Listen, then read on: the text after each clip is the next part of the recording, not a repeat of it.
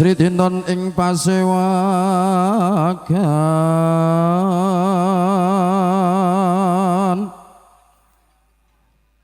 busana maneka warna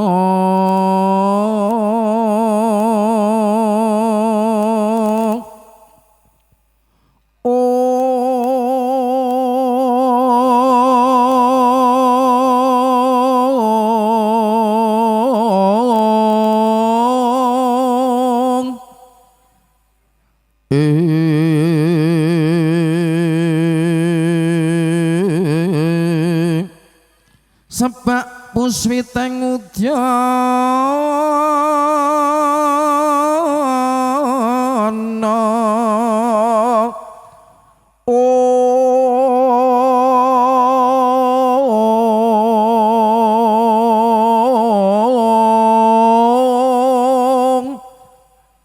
yang panjrahing sarwa rukma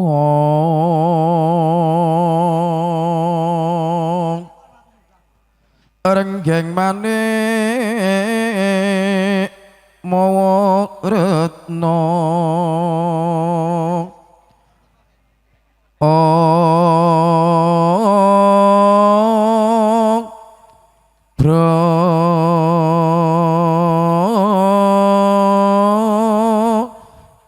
Prabanyo sumirat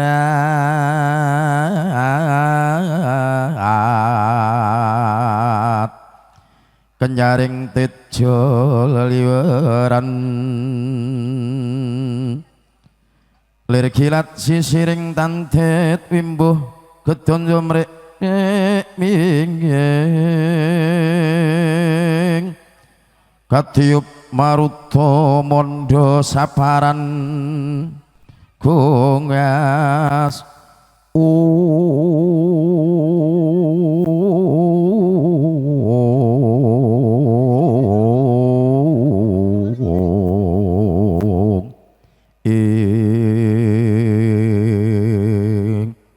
Mas banyak nyuwun tawang puspa warna Mas.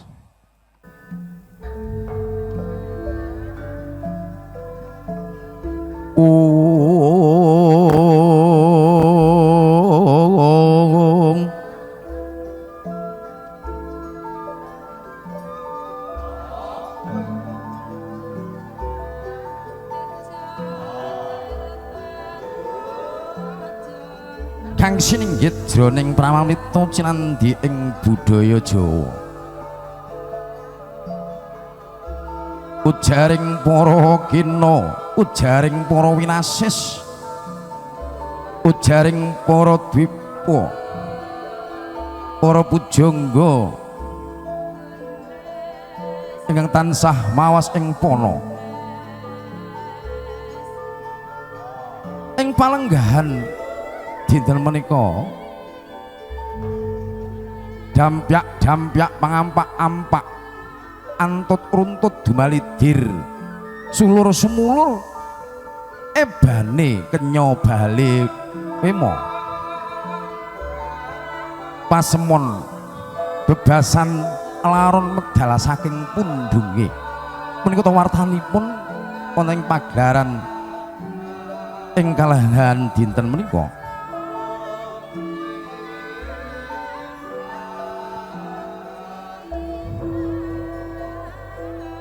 Ngajeng ingkang sampun ringgit mawarna-warna tuwan pinilian tebu wulung miwah pisang raja ingkang mengku werdi bilih keluarga agung Bapa Sati Mindala Ibu Suwarni ingkang tansah mawantu wanyunyungga ing samudra pangasami dumateng para lenggah.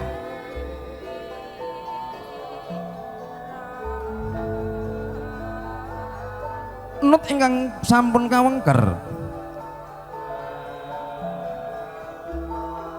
nut ingkang sampun kawengker adat Widiwedana wonten ing sajroning kraton Surakarta Hadiningrat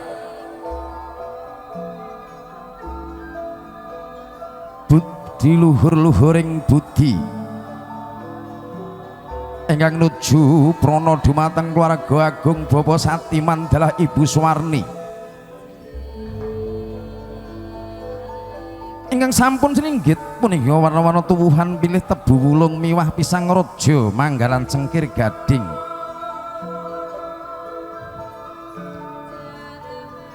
ingkang sami ngremu raos minggah werdinipun sawiji-wiji munggih pisang raja lambang kawibawan kamulyaning sang Sri pengantin kekalih tuwuh sakjroning kalbu dumateng keluarga agung Bapa Satiman dalah Ibu Suwarni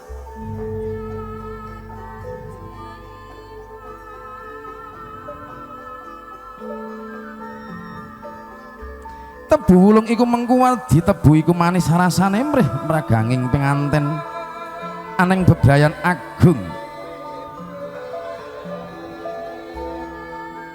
wulung werdinipun wiwit purwa temekaning tuwa manggih manising gesang mugi lumuntur sih dumateng keluarga agung Bapa Satiman dalah Ibu Suwarni cengkir gading ugi ndarbe wedi inggih menika prabalambanging guwa garbonipun panganten putri ingkang badhe ngancik ing ngalamadya sak mangke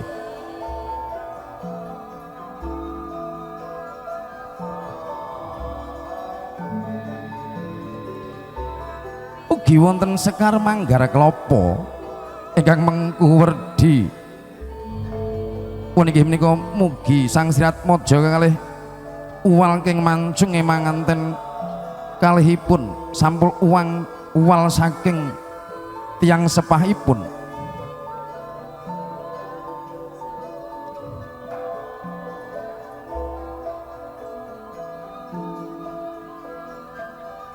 ping sakjroning pawiwahan aglar-gelar muncar sorote waniki assalamualaikum warahmatullahi wabarakatuh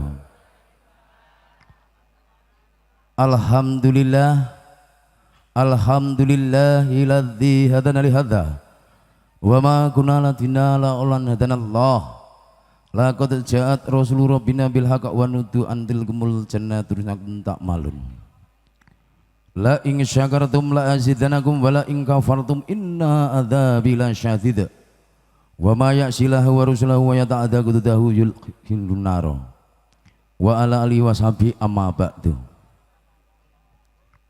Pertama-tama mari kita panjatkan puja dan puji syukur kehadirat Allah Subhanahu wa taala yang mana pada kesempatan pagi hari ini kita masih diberikan kenikmatan nikmat Islam, nikmat iman dan nikmat kesehatan sehingga bisa memenuhi undangan daripada keluarga besar Bapak Satiman dan Ibu Suwarni dalam rangka walimatul ursi yaitu ngunduh mantu yang bernama anak Rizki Alam Saputra yang insya Allah ijab kabul sama Nida Hasanah putri dari Bapak almarhum Supriyati dan Ibu Hajah Suryani. Selawat serta salam senantiasa tercurahkan kepada junjungan Nabi besar agung kita Nabi Muhammad Sallallahu Alaihi Wasallam, kepada keluarga dan pada sahabat-sahabat, sehingga kepada kita semua yang selalu menunggu-nunggu syafaatnya di yaumil kiamat. Allahumma amin. Para hadirin, para tamu undang yang dimuliakan oleh Allah, pada kesempatan pagi yang berbahagia ini saya selaku pembawa acara yang nantinya langsung saja mungkin langsung diadakan adat Jawa. Mohon maaf, ini dari Betawi Pak ya, Betawi punya gaya ya.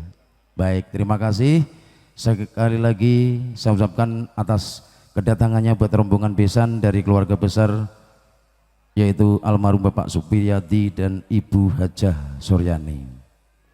Mohon maaf yang saya hormati rombongan dari Bapak Supriyati almarhum dan Ibu Hajah Suryani. Yang saya hormati sesepuh pini sepuh lingkungan setempat, para haji para santri, para alim ulama yang selalu bersanding kitab suci Ilahi Robi siang lawan dalu. Yang saya hormati para tamu undangan semuanya, yang saya tidak sebutkan satu persatu namun tidak mengurangi rasa hormat takdim saya. Izinkan nanti setelah menempatkan rombongan besan di tempat duduk yang telah disediakan, karena waktu telah menunjukkan pukul atau sudah siang, langsung saja nanti saya akan bawakan dengan acara adat Jawa namanya adat panggih pengantin. Mohon kiranya Bapak Ibu semuanya yang keluarga rombongan besan mohon dimengerti karena semua budaya peninggalan nenek moyang kita wajib kita lestarikan. Barangkali mungkin di adat Betawi contoh saja kayak walang pintu, insya Allah itu suatu kebudayaan. Begitu juga di adat Jawa. Ya namanya acara panggih pasti mempunyai filosofi yang sangat luar biasa. Ya, jangan diartikan ini adalah apa namanya bid'ah. Ini adalah berseberangan sama agama, tidak. Karena ini wajib kita lestarikan. Ini peninggalan nenek moyang kita. Apalagi pada kesempatan bulan hari ini bulan Agustus, hari kemerdekaan NKRI harga mati. Makanya tidak memandang suku, tidak memandang adat, dan tidak memandang budaya. Insya Allah Indonesia tetap maju jaya dan terlalu melestarikan budayanya. Allahumma amin.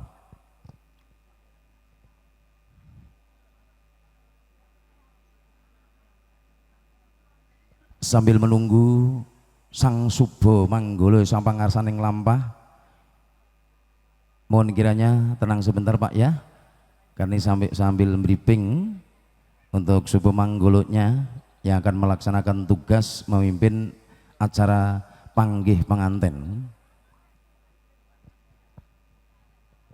Adapun susunan acara pada kesempatan pagi menjelang siang hari ini, acara adat panggih pengantin pertama ada acara balang sirih, yang kedua acara injak telur, yang terdiri di sana ada bunga terdiri ada bunga mawar, bunga kenanga, dan bunga melati. Dan setelah injak telur dilanjutkan dengan acara sinduran. Setelah sinduran ada acara terobongan terdiri dari bobot timbang, dilanjutkan dengan wisuda atau tanam. Setelah wisuda atau tanam ada yang namanya kacar kucur. Setelah kacar kucur dilanjutkan dengan suap-suapkan atau minum-minuman. Setelah suap-suapan minum-minuman ada acara sungkeman, sungkem bekti. Sebelum sungkem bekti melepas pusaka yang dibawa pengantin laki. Setelah sungkem ada rebutan ingkung atau bekakak yang insya Allah dan Betawi kayaknya juga ada. Setelah sungkem perebutan bekakak kedua mempelai nantinya, dan setelah itu acara panggih pengantin, acara sesi foto keluarga. Demikian tadi susunan acara daup panggih pengantin pada kesempatan pagi menjelang siang hari ini. Sang saya dalu araras abyor kang lintang gumedhap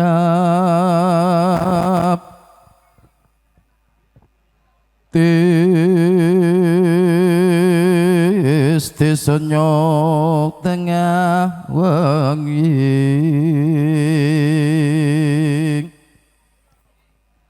lumrang gandaning pus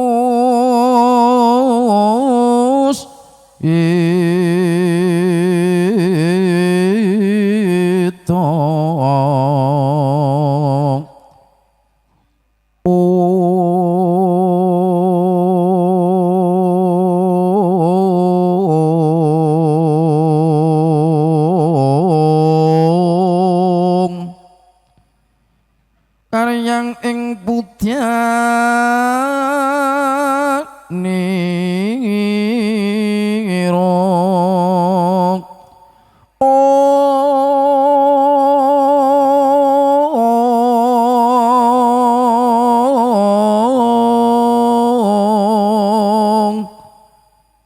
sang Dwijawara mrengeng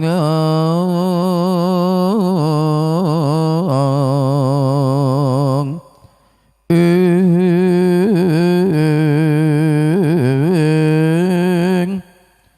lir swaraning metu bronto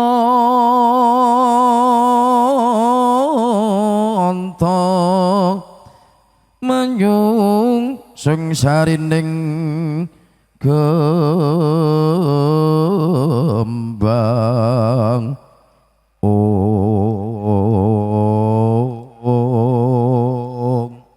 idem ing wanci enjang wayang mangsa kala dinawa ing krodrat kucap kacarita pambukaning kandha ana jejaka muda tarina titaing Gusti kang asipat jalung sampun kinampi kenya sulistyaning warni puninggih menika Rizki Alam Saputra dalah Nida Hasanah Nut adat Widiwedyana ing sampun kawengker wonten ing Kraton Surakarta Hadiningrat dawuhipun sang Sri panganten kekalih ambabar gering kodhok ngorek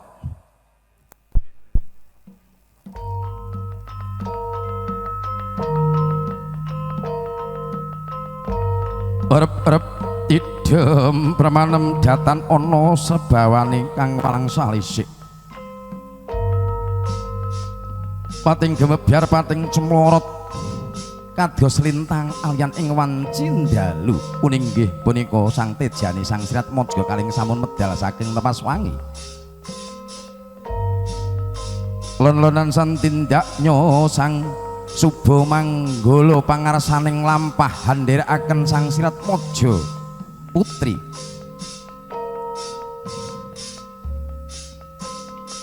binarung swaraning pradangga munya hangrangin hambabar ketawang hambabar gending kodhok ngorek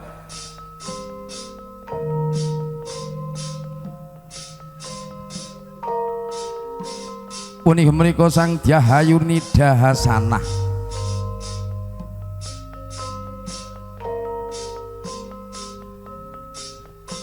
ingkang sampun medal saking panti busana panti ateges papan busana pengageman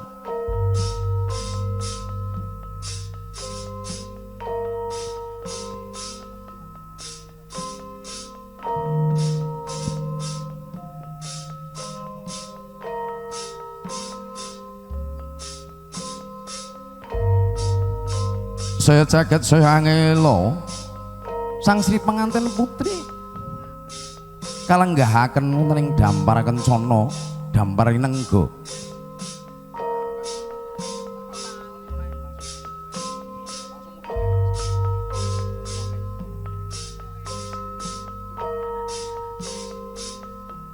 daya-daya sang Suba Manggala ya sang pangarasaning lampah sinten to menika ingkang jejang nyangkul jejibahan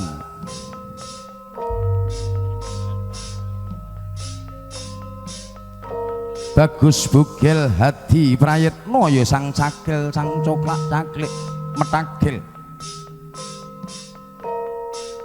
dasar bagus rupane jujur tumindake ingkang tansah ngestokaken dawuhipun Bapa Satiman dalah Ibu Suwarni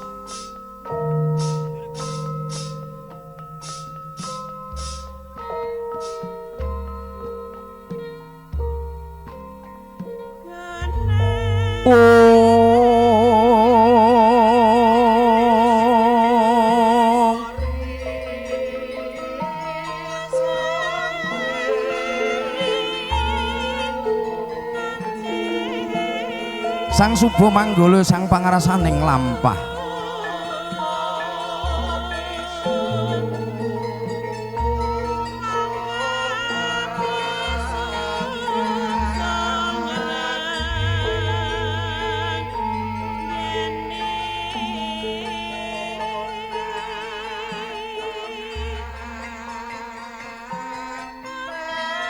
Sang Suba Manggala sang pangeran saning lampah ing netepi sampun netepi kejejibahan nyangkul jejibahan nderekaken Sang Sirat Maja kekalih dhawuhipun panggih Sang Sirat Maja panganten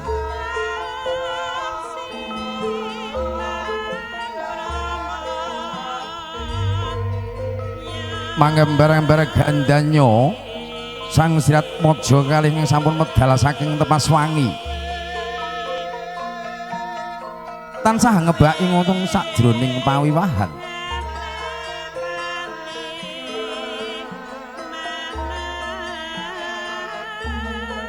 katon geter panter kaya ana teja kang manter horeg sawajining sasana pargyan bebasan sorak hambata rubuh punika tejane Sang Sirat Maja kakung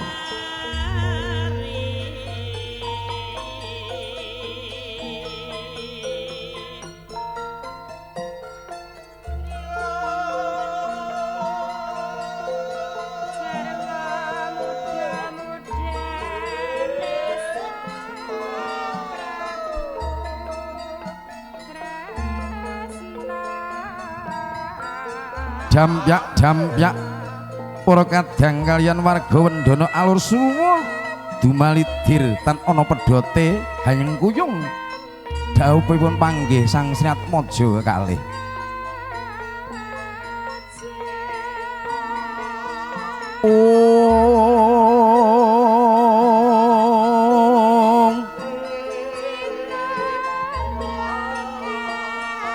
Mas Pepayu monggo Mas ngajeng malih saking kodhok ngorek malih Mas gending kodhok ngorek malih Mas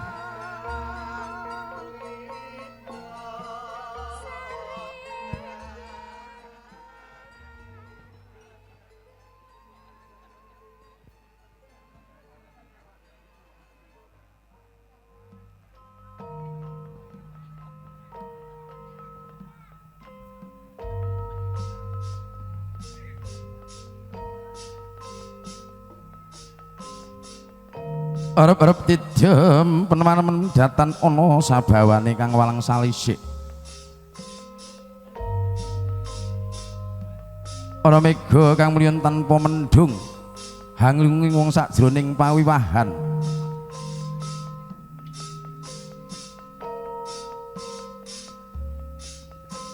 pating cemlorot pating gemebyar hangebaki wonten sakjroning pawiwahan Sang tindaknya Sang Sirat Maja kekalih menuju wonten ing Bakara Kencana kanthi kasen-isen trikembang warna ugi wonten tigan bebasan ingkang badhe ngancik ing Malamadya saya saged saha ngelela tanggap sasmita temanten kakung adalah temanten putri ing sampun angasta wujudipun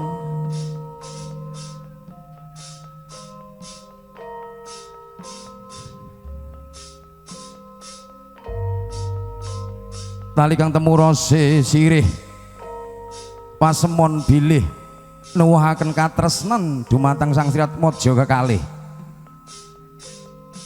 tali katresnan hamujudaken dumugi ngancik ing Alamadya sir padha senenge naksir padha senenge ugi tuwuh wonten ing sanubarine Sang Sirat Maja kekalih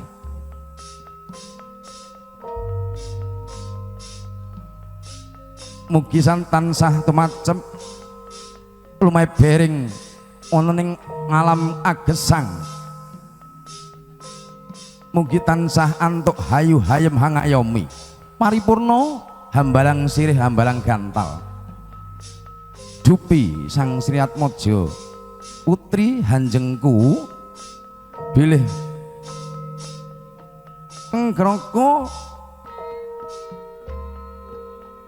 injak ing Antiga ing Bantala pecah saknalika piyar mugi pecah pemikirane pecah tanggung jawabe tanggap sasmita kang garwa Hamiji Sukerto dumateng kakungipun mugi arahayu kalis rubida ing sambikala paripurna injak teluruan ugi mbasuh Sukerto ing sakmangke tuwuh sakjroning ing Mangalamadya Sang Sri Atmaja kekalih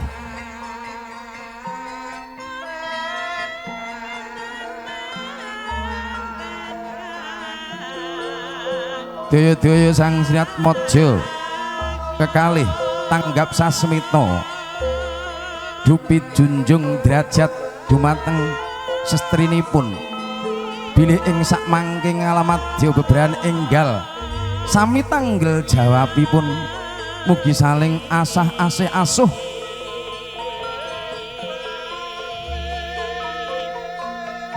daya-daya temanten kakung hangrekuping dumateng Keng Garawa mutring kang awatiga mugi-mugi ing sakmangke ngancik ing Ngalamadya kakung tuwuh ingkang badosaken rejekini mugi tansah kaelingaken dumateng Keng Garawa paripurna panggih panganten kalis rubeda ing sambikala mboten wonten alangan setunggal punapa-punapa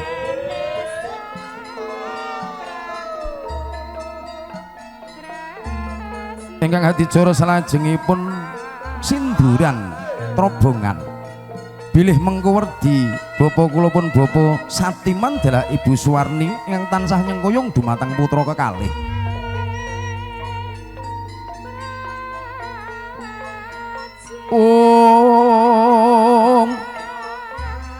Sang Suba Manggala sang pangarsaning lampah hadi bogel prayitna ya cakil gendir penjalin ingkang ngestakaken nyangkul jijiban dumateng keluarga Bapak Satiman dalah Ibu Suwarni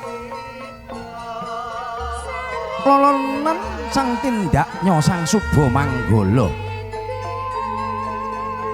ingkang tansah ngatos-atos nindakaken Bapak Satiman dalah Ibu Suwarni hangrengkupi dumateng putra kekalih nuju ing dampar kencana jroning Bapak Satiman dalah Ibu Suwarni lumantar lumintir lumuntul jejeg jumangkah jajak junujung kang jinangka hangrengkuh dumateng putra kekalih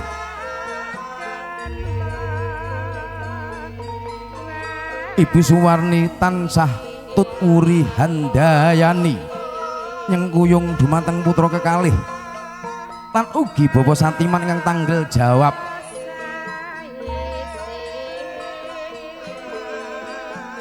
saya cedhak tindaknya Sang Suba Manggala ya sang pangarsaning lampah handherekaken Bapak Satiman nuju dampar kencana lumaksana sinungkeban Bapak Satiman Ibu Suwarni ingkang sakmangke lenggahaken dumateng putra kekalih mengko wedi bilih Bapak Satiman ingkang sampun netepi darmanipun tiyang asepah Hamisuda putra kekalihipun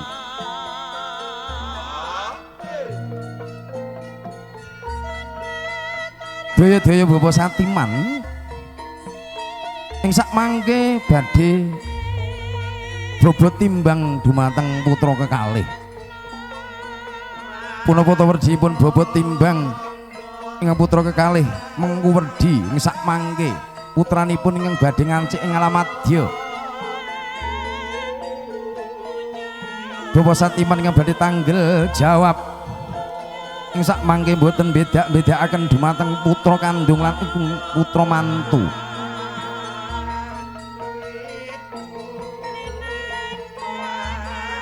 tanggap sasmita dodot sesedotan wonten pangkonipun Rama Satiman Ya ditanya Mas Bekel. Assalamualaikum Pak Eni. Piye mbonggah rasamu? Adik sanoro niki. Abot endi Pak Ne? Waalaikumsalam warahmatullahi wabarakatuh. Bune mungguh rasaku anake dhewe sak kloro niki padha abote.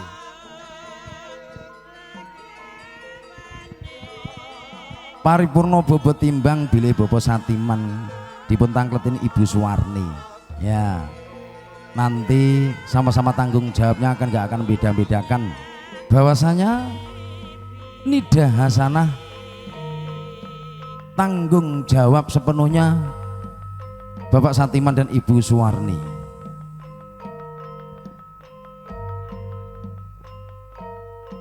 Paripurna bobot timbang Hamisuda putra kekalih bilih Bapak Satiman sampun netepi darmanipun tiyang sepah ing dinten menika wujudipun tasakuran. Putra Rizki Alam Saputra adalah Nida Hasanah. Nyunaken Ibu Pertiwi Mas.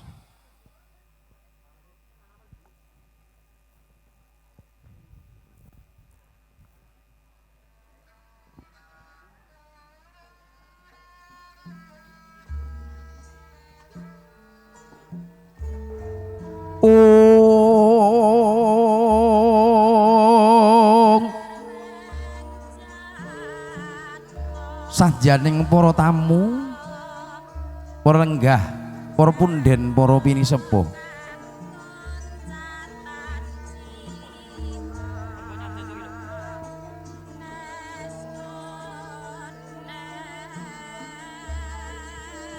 Sang Suba Manggala sang pangarasaning lampah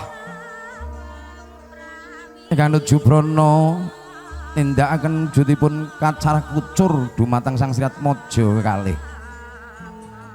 Dodot sesedotan lumampahipun Sang Suba Manggala sang pangarasaning lampah wujudipun kacara kucur wong liya dadi sedulur kanthi kaisen-isen deling kawak arta kawak ugi wos kawak ingkang ngemu ngraos bilih sak mangke mugi-mugi Sang Sriat Maja kekalih ingkang badhe ngancik ngalamadya bebrayan enggal. Mugi-mugi dadosna keluarga ingkang samawah fid dunya akhirat. Dan dadosna kaken inen-inen saklaminipun momong anak putunipun.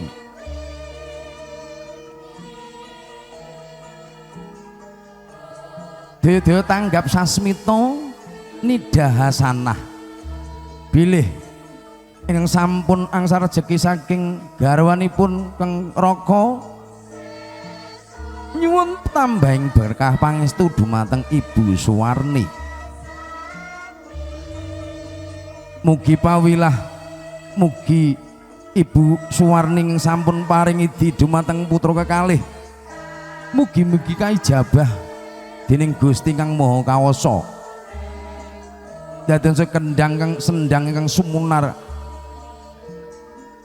Dados banyu ingkang wening. Toya tirta ingkang wening. Paripurna kacar kucur dupi ingkang kalajengaken inggih menika dahar gembul klimah utawi suap-suapan.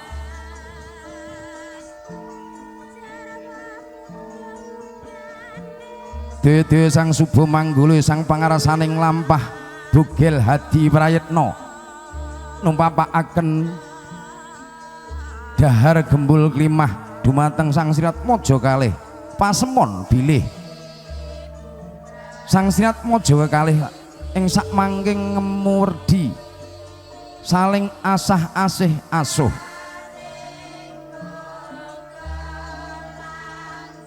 Ugi-mugi ing sakjroning batosipun Sang Sriat Maja kekalih tuwuh ing sanubari lan saged neteping ing sak mangke darmanipun tiyang sepah.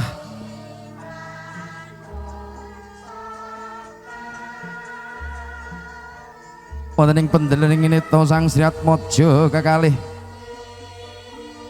ingkang tansah taling katresnan ingkang tansah budidaya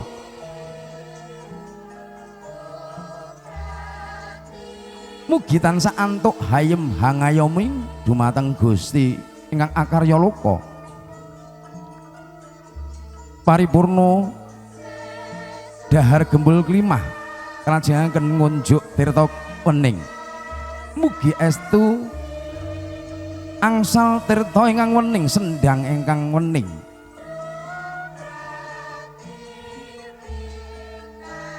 lan mugi Gusti ingkang tansah paring pepayungan hayu hayem hangayomin dumateng Sang Sri Atmaja kalih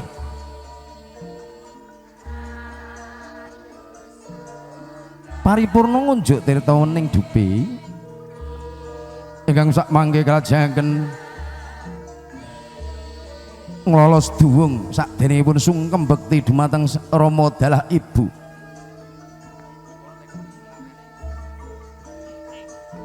kula sumanggaaken Bapak Warli sak mangke badhe nyabut keris nglolos duwung daya-daya Bapak Warli minggah wonten ing pepanggungan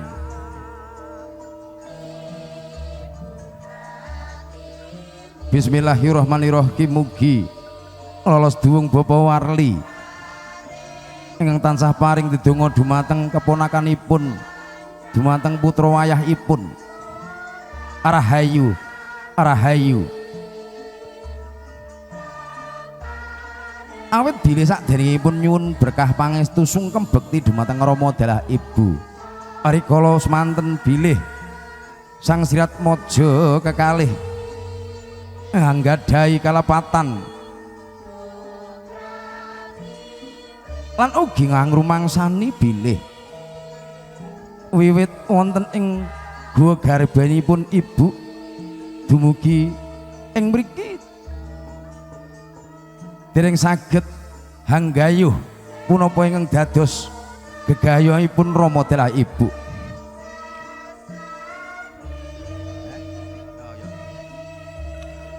Mas nyuwun tawang rucit Mas ya Mas daya-daya tanggap sasmita Sang Sri Atmaja kekalih dodot sesedotan jengku wonten pangkonipun Rama dalah Ibu lumeber sinubagya ketawang rijit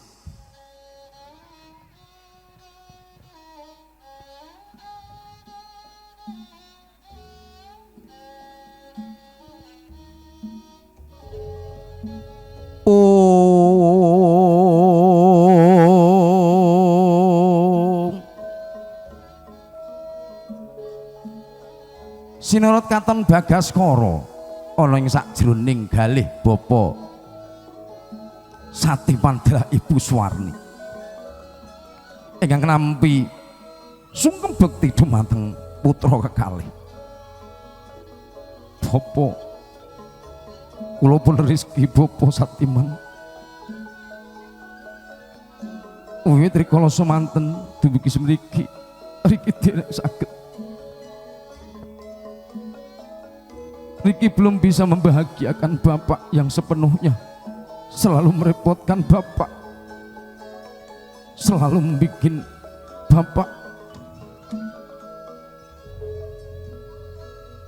Bapak Riki mohon dibukakan pintu maaf yang seluas-luasnya Bapak anakku Cabagus Rizki iya Bapak mung didonga marang sliramu ya Cabagus iki sing tak karep-karepke iso mendem jero mikul dhuwur asmane wong tuwa iya nggih hati-hati anggenmu ngancik ing alamatya bebrayan agung kelawan Nida Hasanah Cabagus donga pangestunipun Bapak ugi tuwuh marang sliramu Rizki weling Bapak tindak limang wektu lan caket marang Gusti ingkang akarya jagat ya Cabagus iya donga Bapak selalu menyertaimu Saya Nidasana. Saya akan berumah tangga bersama anak ibu Mas Rizky. Mohon doanya ya ibu. Mohon doanya ibu. Mohon arahan, mohon bimbingan ibu. Hasanah tidak bisa apa-apa tanpa bimbingan ibu. Anakku Cahayu Hasanah. Iya anakku. Ibu amung donga marang sliramu ya Cahayu. Muga-muga anggonmu rumah tangga. Muga-muga anggonmu bebrayan agung marang anakku Rizky. Akeh kegodho, akeh rintangan, sing sabar Cahayu anakku Nanda Hasanah. Iya ibu, sekali lagi aku mohon bimbingan ibu. Ibu Hasanah, mohon idi, mohon ridho. Iya anakku. Ya cukup. Gantian Mas Riki minta doa restu kepada Ibu Suwarni dan Mbak Hasanah minta doa restu kepada Bapak Satiman. Ya tangannya di pundak Ibu Warni, Pak Satiman, dan tangannya berjabat tangan. Brol waspo sang sakjroning ponang netranipun Rama adalah Ibu Satiman adalah Ibu Suwarni ingkang nampi sungkem bekti dumateng putra kekalihipun. Ibu Riki mohon minta izin ya Ibu yang selama ini belum bisa membahagiakan Ibu. Riki mohon maaf ya Ibu, dalam kandungan sampai sekarang Riki selalu repotkan Ibu, selalu membuat jengkel Ibu. Ibu mohon doa restu Rizky Ibu. Ya anakku Rizky, tobat sing iso tak gadang-gadang marang sliramu ya Cabagus Rizky. Ibu hanya bisa mendoa. Hati-hati ya Cabagus anakku. Ingatlah, ingat Cabagus, jangan meninggalkan sholat, jangan meninggalkan ibadah itu. Paweling Ibu Cabagus. Iya Ibu. Ya cukup. Paripurno sang Sirat Mojo kekalih. Nyuwun tambahin berkah pangestu, nyuwun restu dumateng Bapak Satiman dalah Ibu Suwarni. Daya-daya sang Sirat Mojo pengantin kekalih hanganti kang garwa nuju dumateng keluarga Bapak Supriyadi almarhum dalah Ibu Hajah Suryani. Ya tangannya di pundak ya, ini harus bahasa Indonesia ini kayaknya.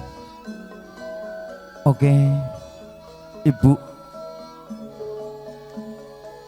Ibu Hajah Suryani, saya Rizky mohon arahan, mohon bimbingan Ibu. Rizky belum bisa apa-apa. Saya akan berumah tangga bersama anak Ibu Nidasana. Iya, anakku Rizky. Hati-hati ya Rizky dalam berumah tangga. Ya doa Ibu semoga berbahagia selalu. Dan tolong Nida Hasanah banyak kekurangan, banyak kegilapan, perlu bimbingan sama Riki. Tolong ya Riki, jaga baik-baik istrimu, karena istrimu tidak punya siapa-siapa. Hanya ibu minta titip sama Rizki, bimbinglah, tunjukkan jalan dalam agama, dan jangan lupa 5 waktu, jangan lupa Rizki selalu di jalan yang Allah, jalan yang benar Rizki. Kakang Mas, Nida Hasanah minta idi, minta petunjuk, minta arahat. Kakang Mas, abangku yang jadi panutan selama ini, yang selalu membimbing Nida Hasanah. Ya cukup, gantian. Lanjut Mas. Ya. Dewe sang Sriat Mojo kekali. Kakang Mas Roko Rizki minta doa restu kepada keluarga Bapak Suyadi, dan Nida Hasanah minta doa restu kepada Ibu Haja Suryani yang selama ini Nida belum bisa membahagiakan Ibu Nida. Dalam kandungan ini sampai sekarang belum bisa membahagiakan ibu. Anakku Nida, iya, doa ibu selalu menyertaimu ya Nida Hasanah. Hati-hati dalam berumah tangga Nida. Ya, ini yang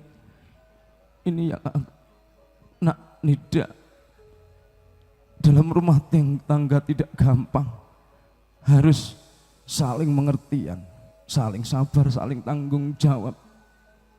Itu yang bisa ucapkan ibu sama kamu, anakku Ayu. Kakang Mas, saya Rizki mohon idi, mohon ridho. Saya akan berumah tangga bersama adik. Baik, mari Purno selesai.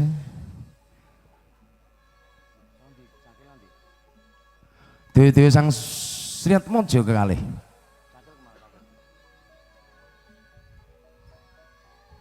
Lenggah yang wonten ing dampar kencana.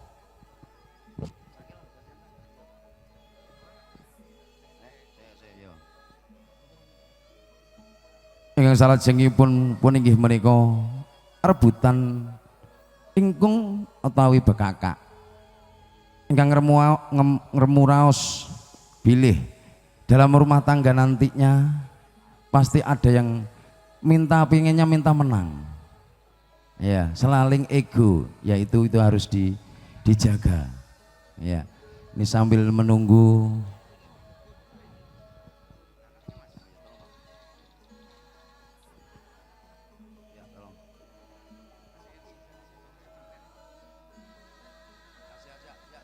Oke itu deh, Mbak sama Mas Riki sama Ninda sini, ya.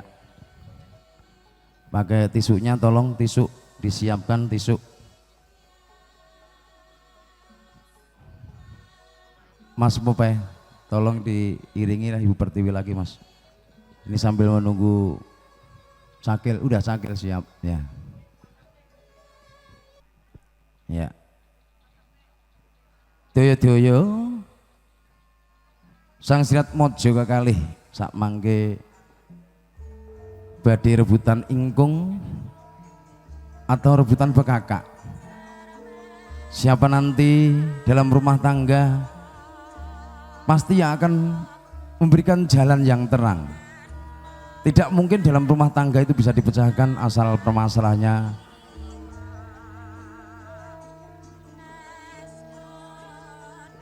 saling mengalah, tentunya saling pengertian. Ya, ternyata menang Ayunida sana, luar biasa. Bekas potongannya tolong, ini aduh ya, suapin paripurno kanthi rebutan ingkung bilih yang sak mangke Mbak Hasanah yang akan bisa memecahkan suatu permasalahan dalam rumah tangga pastinya.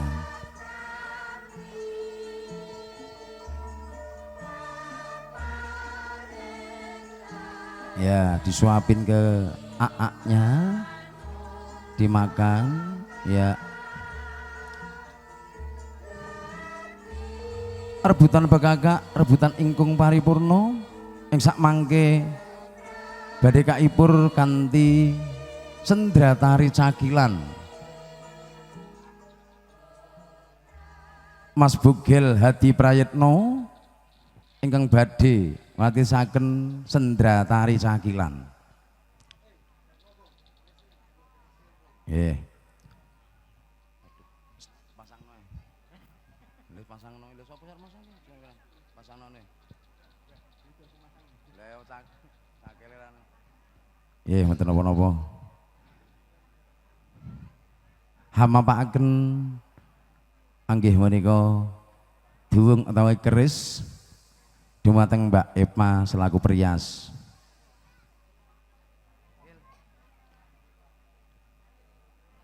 Oke, selasihaken kula semanggaaken, boleh dilihat ini sendratari cakilan Ibu Bapak ya. Barangkali ini di daerah Jakarta, daerah Betawi tidak ada sendri TV ya, cakilan.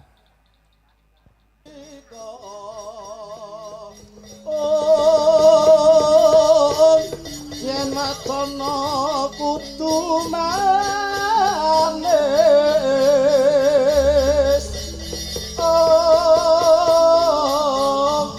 muresan seming sasomo sama ning manusa sami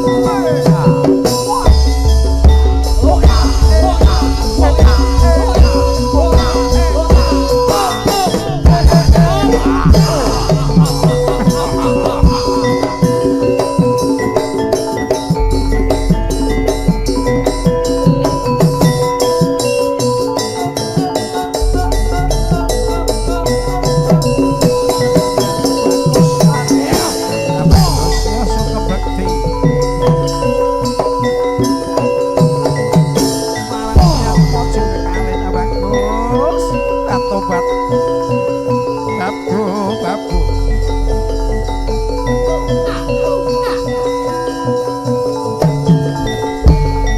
Apa? Wes ayo.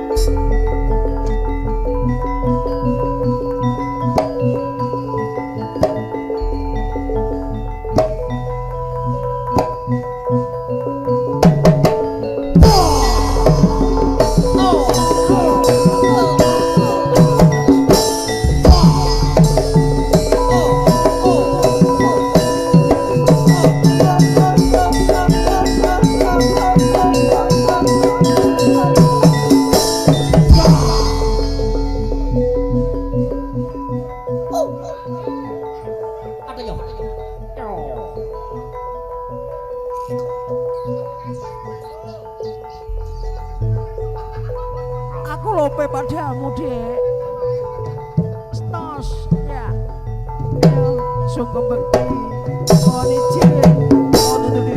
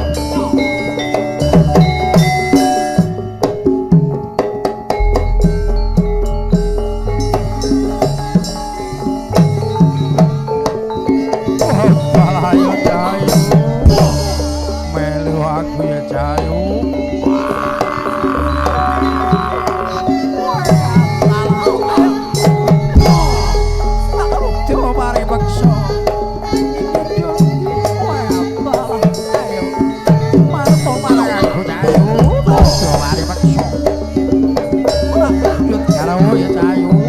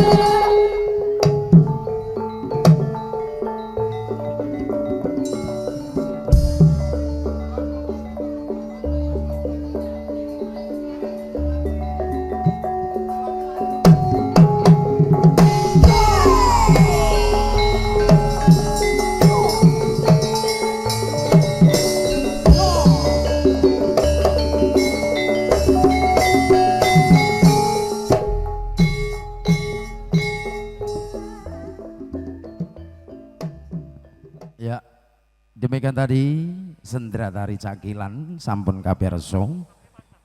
Ya.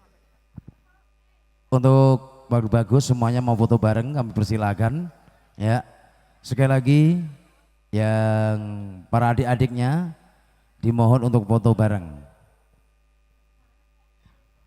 Makatan wau arantaman ini sampun karacik setunggal boko setunggal sampun katur wiwitkan dumugiwun pungkasan manggih rahayu mboten-mboten alangan setunggal punapa kula pinangka pambyawara babar panggih dawuhipun Sang Sri Praja kekalih ambuk bilih mboten pernani penggalih dumateng panjenengan sedaya kula tansah mawantu-wantu nyugung samudra pangesam ingkang kathah lan kula ugi Mas Bugil Hadi Prayitno pinangka ingkang nyangkul jejibahan subuh manggolo pangarsane lampah enten kurang anggenipun nglaksana adisana nggih menika cakilan ugi tansah mawantu-wantu nyungging samudra pangesam ingkang kathah saking kula. Assalamualaikum warahmatullahi wabarakatuh.